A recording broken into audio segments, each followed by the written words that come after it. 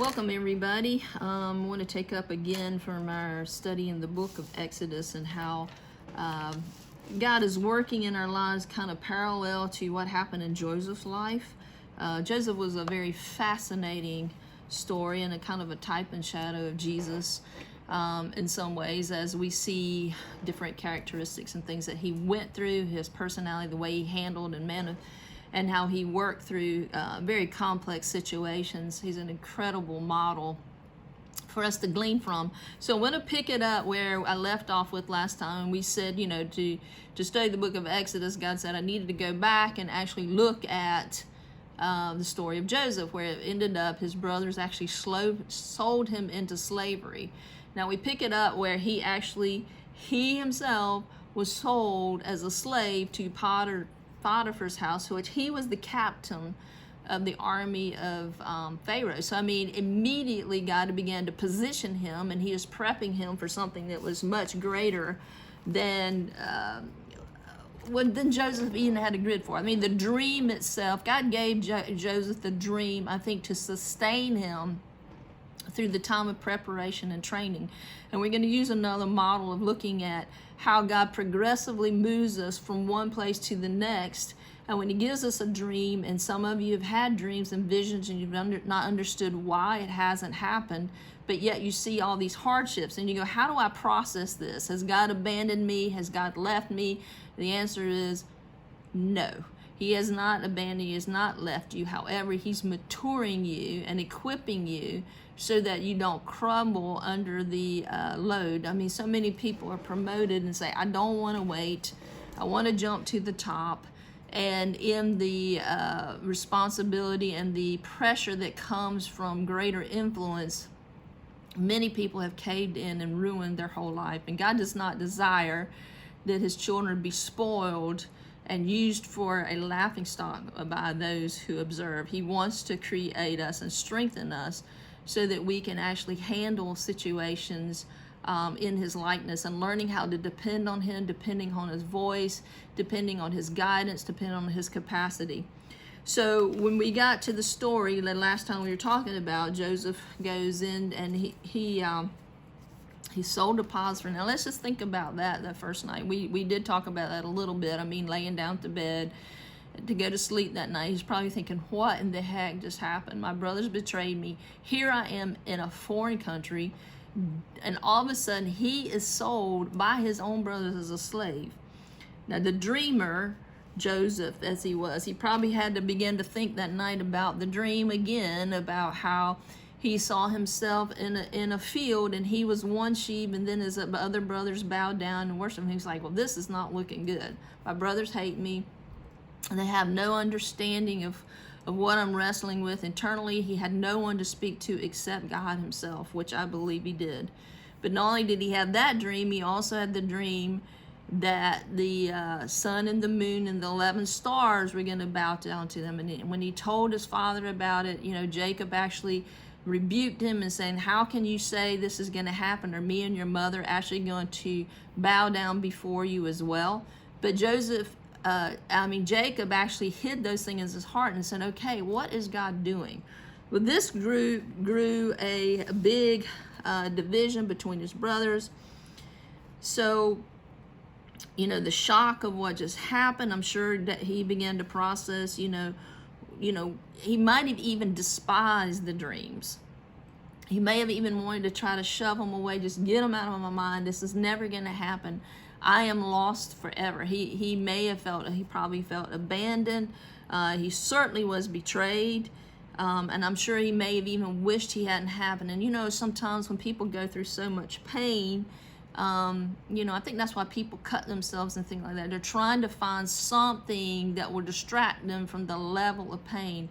To be betrayed by your own siblings would be absolutely incredible. How much more abandoned? And there are thousands of people, and maybe even many of you who've are listening to me right now, have experienced great abandonment, and the pain is never going away. But I just want to encourage all of us to remember that Jesus is the great Redeemer. He is the one that redeems. He was stripped. I mean, everything was totally destroyed. He lost his coat of many colors, which was his favoritism. So there he's standing probably in a basic, garment, and the coat is gone. He's stripped of possibilities. Everything's upside down.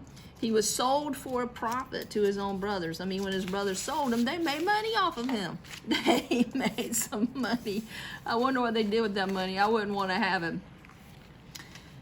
And then when I was 20 years old, I'm going to tell you a little story.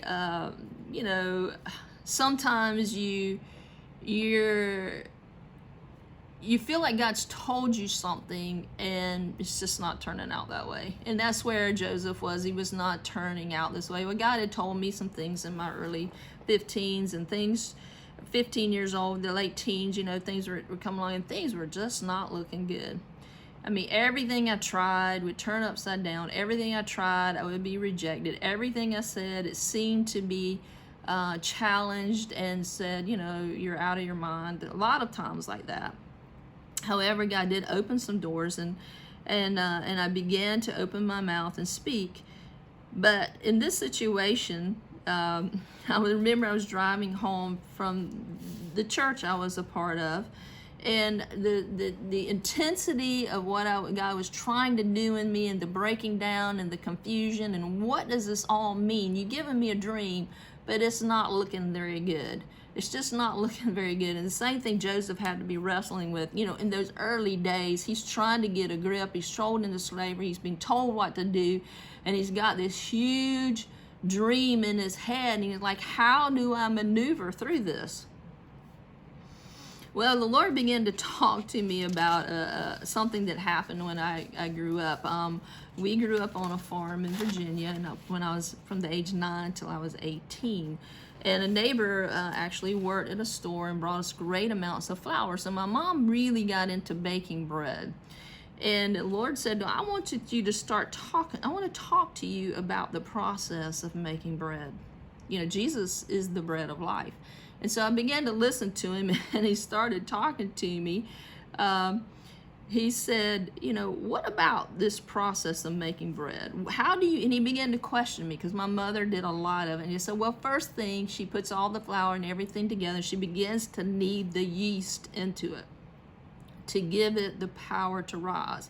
And he said, what is the power to rise? I said, well, yeast is the element really of kind of like hope. I mean, because God begins to work things in our own heart, and then at a certain time, he takes that dream, just like my mom would take the dough, and she'd set it on a shelf, and the dough would begin to rise. Now, hope's a very, very, very extremely important part of Christianity. I think I had a friend who actually told me, and I believe he was very possibly correct. He said, I feel like the greatest word in the Bible is hope. If you don't have hope, how can you bear the onslaught of all the things that come at you in life? However, if you have hope, think about this verse. Hebrews 11, it says, now faith, Hebrews 11, verse 1, it says, now faith is the assurance of the things hoped for, the conviction of things not seen. So in other words, hope is actually the channel that actually helps our faith bring the result to its destiny. It gives faith a path to travel. When we have hope, we are opening a door for God to maneuver and continue to develop in our lives with what He has intended for us. It wasn't like at this particular point in my life that, He had told me things that were going to happen that were not going to happen. He's actually progressing things. So he said, okay, let's go back to the bread now. It's on the shelf rising. Well, what happens next? I was telling my sister about this story. She said, well, you forgot one step. I said, after it rose the first time, my mom would take and press and just poke a hole into that dough, flatten it out, put it on a shelf again, and let it rise again. So the processing of making this bread was very important. So she would set it and let it rise again. And then the Lord asked me again, so what did she do next? I'm like, oh my goodness, I see where this is going. Well, she would put it in in the oven, and to bake it in the oven. And I'm like, boy, this is not good. So not only does he give us hope, but he also deflates that hope so that we can rise again, and so then he bakes us.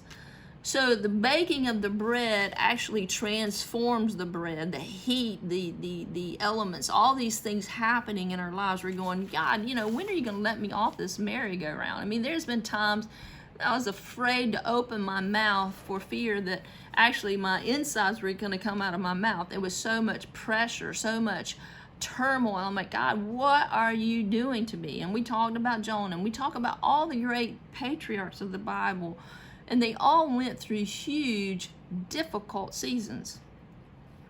So he keeps me back to the bread as I'm talking about this. I said, okay, so you're going to bake it. Okay, this is still not looking good. And then he says, and then I'm going to break you and feed you to the nations. I'm like, oh my goodness. So we're going, this is just not looking good. And Joseph's in that same situation, and his brothers betrayed him. He's trying to go through all this, but God is moving from A to B to C to E. He's moving him into a position for his destiny. I'm sure you've had dreams too. I'm sure that you've had things that you wish would have gone a certain way, like all of a sudden you'd have woken up and you would have been like Joseph, where he ended up second in command of all Egypt. But he couldn't have done it. He could not have done it without the internal development that God was doing. Let's look at this upside down kingdom, because we think when we're in leadership, people are supposed to serve us. The kingdom of God is reverse. The greatest in the kingdom is the least among brethren. In other words, let's look at this story. John chapter 13, verse 3. This is the feast of the Passover, just before Jesus was getting ready to be crucified. He said, during the supper, the devil had already put it in the heart of Judas Iscariot, Simon, to betray him. So Jesus is getting ready to be betrayed. Jesus, knowing that the Father had given all things into his hand, and that he had come from the Father and was going back to the Father, rose up from the supper and laid aside his outer garments to take a towel and tied it around his waist. Then he poured water in a basin and began to wash the disciples' feet and to wipe them with the towel that was wrapped around him. Man, what a servant. Jesus getting ready to die on the cross, and he's serving his disciples. Jesus, with the weight of the entire humanity, not just the people of that era, he's getting ready to take the weight of all of mankind on him in a few minutes, and he stops to wash his disciples' feet. And then, Peter says, well, he goes on and says, don't wash just my feet, wash my hand. Jesus said, your feet's good enough. Jesus is trying to lay down the power of love, the power of honoring, the power of yielding your life beyond the point of understanding. I just got off a Zoom call, which you can watch it. I'll put it on the page. But we were talking about the difference between the tree of knowledge of good and evil and the tree of life. If you cling to your understanding and your knowledge above your faith and your honor and your trust in Jesus, you will fail. Because knowledge, the root of knowledge, is really to have power. Jesus wants us to yield our power and subject ourselves to him so that he can live through us. So we're to be vessels of carrying Jesus into the earth and to be a representative of him. So here's Joseph, and he's waking up and he's trying to go, okay, I got this pain in me, this disappointment, this confusion. And I believe the first day he might have been just kind of in a daze. I'm sure they were telling him to do this and do that and do that. And he's like, his head had to be exploding.